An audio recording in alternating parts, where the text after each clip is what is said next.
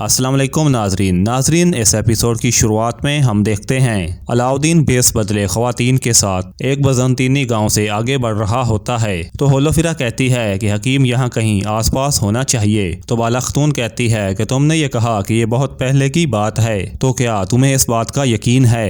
तो जवाब में होलोफिरा कहती है कि मुझे यकीन है माँ, और हम तकरीबन वहाँ पहुँच चुके हैं। तो वो चारों तेजी से आगे बढ़ते ही चले जाते हैं। तो दुकान में हलीमा उस मुआलिज के साथ मौजूद होती है और वो कहती है कि हकीम मार्टन, मेरी तबीयत बिल्कुल ठीक नहीं है कि मैं ख्वाब देख रही हूँ कि मैं सोए बगैर ख्वाब देख रही हूँ। जो मैं देखती हूँ, जो मैं जी रही हूँ और जो मेरी यादें, क्या ये सारे मेरे ख्वाब हैं? मुझे नहीं मालूम। मैं किसी और की जिंदगी के बारे में सुनती हूँ। मैं बजंतीन से हूँ, मैं एक ईसाई हूँ, लेकिन जो मैं देखती हूँ। तो मार्टन दवा देते हुए कहता है कि पोइना, क्या तुम बाकायदगी से दवा ले रही हो? तो हलीमा पूछती है कि क्या है इस बोतल में, कि जब मैं इसको पीती हूँ तो मुझे कुछ नहीं होता, और आप ये क्यों बना रहे हैं? और मुझे ये समझ नहीं आता कि ये दवा मेरे लिए अच्छी है या बुरी, और जब मैं इसको नहीं पीती तो मैं ऐसे क्यों जी रही हूँ? मेहरबानी करें और मुझे बताएं। और दुकानों के बाहर से गुजरते हुए अलाउद्दीन उस निशान को देख लेता है जो बोतल पर बना हुआ होता है। तो वो मोहतात अंदाज में आगे को बढ़ते हैं। तो अंदर मार्टन कहता है कि इस दवा में। तो इतने में ही बाला खतून, होलोफिरा और अलाउद्दीन अंदर दाखिल होते हैं। तो पर्दे में से देखते हुए हलीमा कहती है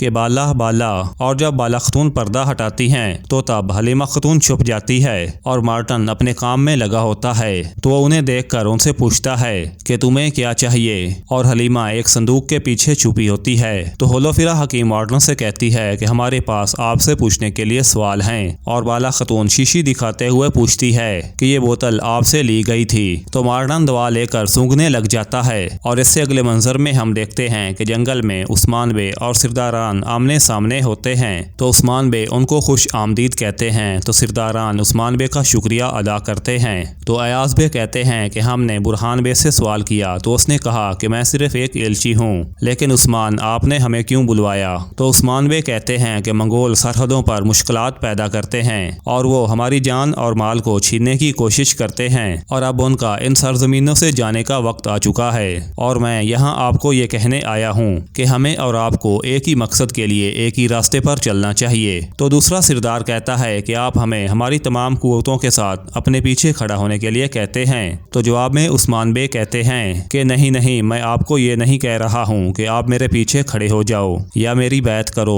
मैं ये कह रहा हूँ कि हमें कंधे से कंधा मिलाकर चलना चाहिए और साथ मिलकर स्याह बादलों को साफ करना चाहिए। और अयाज कहता है कि मंगोल सिर्फ रियासत के लिए परेशानी का बायस है उस्मान, और हम सिर्फ लूट मार के लिए आज यहाँ और कल वहाँ। तो मंगोल हमें नहीं ढूंढ सकते।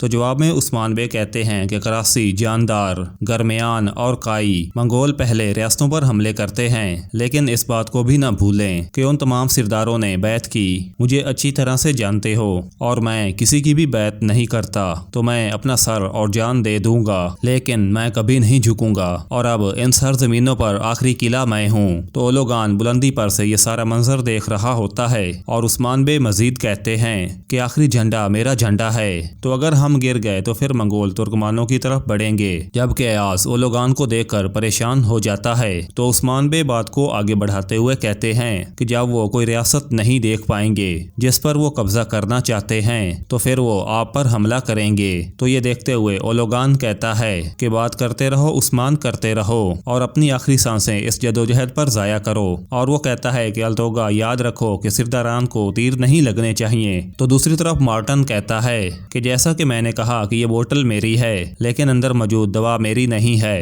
तो अलाउद्दीन उससे पूछता है कि कोई आपकी बोतल में दवा क्यों डालेगा? तो मार्टन कहता है कि जहाँ से मिली है वहाँ से पूछो। तो अलाउद्दीन तलवार को न्याम से निकालते हुए कहता है कि झूठ मत बोलो, मगर बाला खतून उसे रोक देती हैं। तो होलोफिरा कहती है कि शहजादी सोफिया तुम्हारी दोस्त हैं। तो उसने कहा कि ये सिर्फ आप ही बता सकते हैं। तो इसी लम्हे उन्हें हलीमा की सुरकने की आवाज सुनाई देती है। तो गोंजा कहती है कि हमारे ख्याल में आपके पास कोई और मेहमान भी है। तो बाला खतून आहिस्ता आहिस्ता आगे को बढ़ती हैं, मगर मार्टन एकदम उनके सामने आते हुए कहता है कि चूहे मेरे लिए मुसीबत बन गए हैं, जहर भी काम नहीं आया। तो अलाउद्दीन कहता है कि सांप का जहर अपने जहन में रखो तो वो जरूर काम आएगा।